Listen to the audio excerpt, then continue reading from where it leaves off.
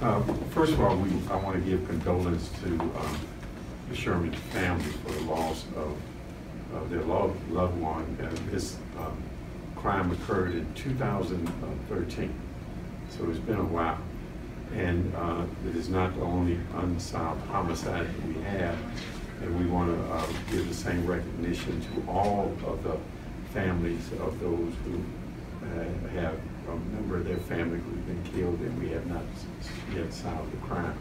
But what was mentioned is that we're up in ante a bit, and that's what we're here to talk about. So, Chief. Thanks. Good afternoon. As the mayor stated, we're here to talk about the Sherman case. You know, it's been over 4 years at this point. And we want to let people out there know that, you know, there's never a closed homicide for the city of Cleveland. Although it's a cold case, it's not closed. Our investigators have not stopped investigating this case.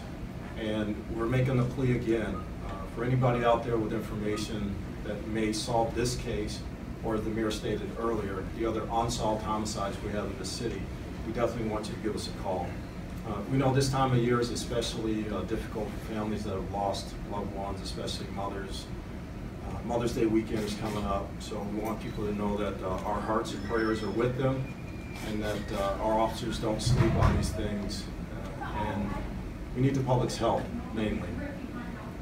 This 4-year-old case has been something that's dogged the city for a while, as has the other unsolved homicides. So if you guys can put that out there for us, people are out there that have information, no matter how small, we want them to give us a call. With that said, I'll let Mr. McIntosh from Crime Stoppers talk a little bit about the reward. Thank you, Chief. Crime Stoppers has received an additional $50,000 from an anonymous donor to add to an already $50,000 reward for information leading to the arrest and indictment of persons or a person or persons involved in the Sherman homicide.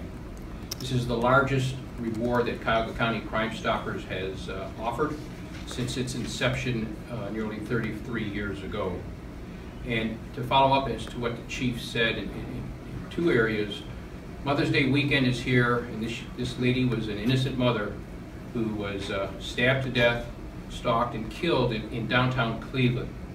And if we can help the family by finding out who the murderer is, we are willing to pay up to $100,000. And any tip that we receive is an anonymous tip. Nobody will know that you gave us a tip. We don't know your name. We work on code numbers only.